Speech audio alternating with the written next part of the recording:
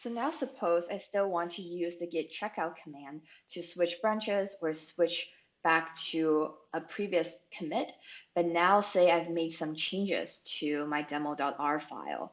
Let's just say we comment out this line and saved it. So now if we do git status, we could see that we've modified demo.r, but these changes are not staged for commit yet. So if we do git checkout right now, so we'll just do git checkout to this previous commit, we receive an error message. So it says my local changes to the following files will be overwritten by checkout. So it's not allowing me to do that because I have uncommitted changes, or to say another way, not a clear working directory right now.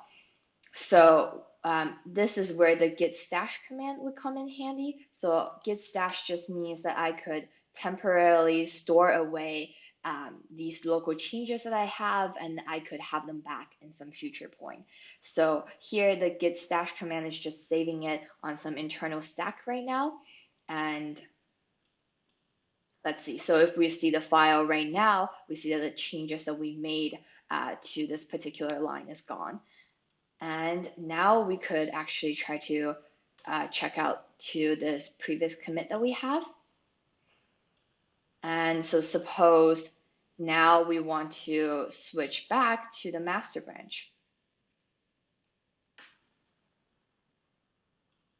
So now that we've switched back to the master branch, this edit that we had to the Swiss data is back, but not that comment that we had earlier. So what we can do is git stash pop, which means apply the changes we stored away in the stack and now drop it from the stack as well after we've applied it.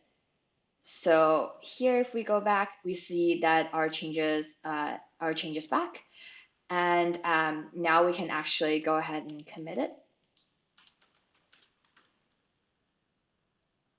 We'll just say comment out Swiss data. And if we see git log again, we could see our commit here as well.